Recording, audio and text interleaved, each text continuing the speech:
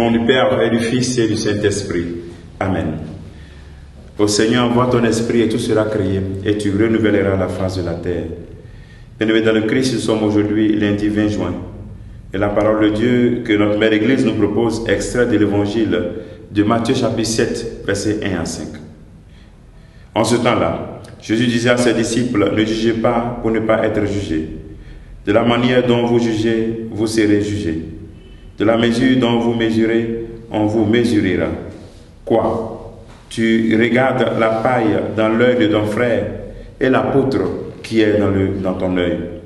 Tu ne la regardes pas. Ou encore, comment vas-tu dire à ton frère, laisse-moi enlever la paille qui est dans ton œil, alors qu'il y a de la poutre dans ton œil à toi? Hypocrite, enlève d'abord la poutre de ton œil, alors tu verras clair pour enlever la paille qui est dans l'œil de ton frère.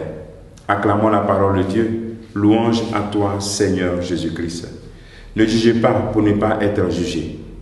Nous sommes dans ce beau discours du Christ qui nous invite à vivre vraiment dans la totalité la parole de Dieu. Et il nous demande en ce jour de ne pas juger. Jésus nous donne le secret pour ne pas juger. Comment vivre sans juger? Ou mieux, comment donner des leçons, ou bien comment arriver à impacter la vie des autres, de telle sorte que les autres puissent se remettre en cause. C'est simple. C'est de ne pas juger. Mais en réalité, lorsqu'il donne l'exemple de la paille et de la poutre, il veut nous montrer que la meilleure manière de juger les gens, c'est l'autocritique. La meilleure manière de donner un avis sur la vie peut-être de l'autre, c'est toi-même te remettre en cause. L'autocritique, l'auto-évaluation dans la vérité. Voici le secret. L'autocritique et l'auto-évaluation.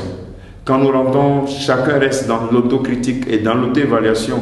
Et surtout quand on accepte les reproches qu'on nous fait, nous sommes dans le chemin que le Christ nous donne.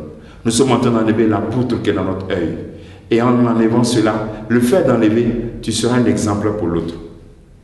Jésus n'est pas contre le jugement, mais il nous rappelle que seul le jugement de Dieu est efficace. Mais le jugement de l'homme est souvent inefficace. Et pour qu'il soit efficace, il faut qu'il rentre dans cette logique de l'autocritique. Pour que ton jugement soit efficace, il faut que tu vives dans une manière de te remettre en cause de manière permanente. Et surtout, d'écouter aussi les reproches qu'on te fait. Pour que le jugement de l'homme soit efficace, c'est le chemin à suivre. Le chemin de cet évangile. Le Christ ne nous invite pas à ne pas faire de correction fraternelle. Non. Il nous montre le chemin de l'efficacité de ce regard de jugement que nous faisons dans la correction fraternelle. Pour que notre correction fraternelle soit efficace, c'est de se juger soi-même. C'est de se regarder soi-même dans la vérité devant le Seigneur. C'est se remettre en cause. C'est vrai, ça ne veut pas dire qu'il faut être parfait avant de faire une correction fraternelle, mais il faut qu'on sente en toi vraiment la dynamique de la conversion, la dynamique de la remise en cause, pour que les paroles que tu vas prononcer sur la vie de l'autre, ça ait une répercussion et que ça soit efficace. Sinon, ça devient du blablabla. Ce que tu reproches aux autres, fais-le toi-même. Cela donnera plus d'efficacité. C'est le chemin de l'esprit vrai. C'est le chemin de l'esprit cohérent. Ce que tu reproches, fais-le. Ce que tu ne veux pas qu'il fasse, toi-même essaie de le faire. Voilà. Un esprit faux parle beaucoup, regarde beaucoup, critique beaucoup, mais il ne fait rien. Ça, c'est l'hypocrisie. Ça, c'est un esprit faux.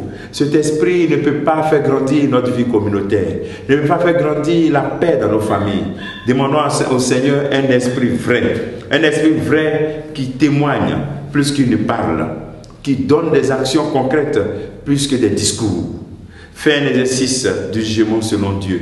Aujourd'hui, essaie de te remettre en cause, de repenser à tous les reproches qu'on te fait et puis faire l'autocritique de ta vie.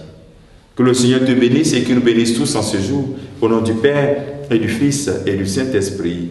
Amen.